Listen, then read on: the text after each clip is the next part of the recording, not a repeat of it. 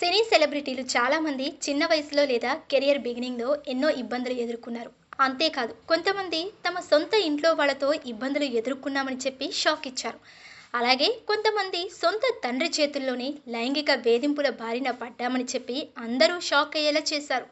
Senior నటి ఖుష్బూ కూడా తన తండ్రి తనను లైంగిక వేధింపులకు గురి చేశాడని తెలిపి షాక్ ఇచ్చింది. అలాగే ఇప్పుడు మరో హీరోయిన్ కూడా తన తండ్రి వేధించాడని తెలిపి ఎమోషనల్ అయింది. తన తండ్రి ఏంటో అసహ్యంగా మాట్లాడేవాడని తెలిపింది. తన అమ్మను తనను ఎంతో నీచంగా మాట్లాడి వేధించేవాడని తెలిపింది. ఇంతకు ఎవరామా? షైనీ దోషి. ఈ ముద్దుగుమ్మ టెలివిజన్ నటి. హిందీ సీరియల్స్లో ప్రముఖంగా కనిపిస్తుంది.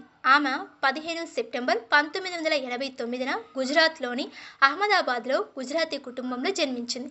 ఫ్యాషన్ డిజైనింగ్లో విద్యను పూర్తి చేసిన తర్వాత ఆమె మోడలింగ్ రంగంలోకి అడుగుపెట్టి తర్వాత నటన వైపు వెళ్ళింది.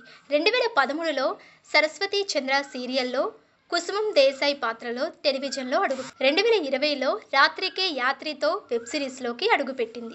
ఆమె తన వ్యక్తిగత జీవితంలో ఎదుర్కొంటున్న కొన్ని కష్టాల గురించి ఇటీవల మీడియాలో వెల్లడించింది. ఇందులో తన తండ్రి నుండి ఎదురైన అవమానాలు కూడా ఉన్నాయి. ఇది సోషల్ మీడియాలో చర్చనీయాంశమైంది. తన చిన్నతనంలో తండ్రి కుటుంబాన్ని విడిచిపెట్టి వెళ్ళిపోయాడని, దీంతో తనకు ఆర్థిక ఇబ్బందులు ఎదురై చిన్న వయసులోనే పనిచేయవలసిన పరిస్థితి వచ్చిందని చెప్పింది షైనీ.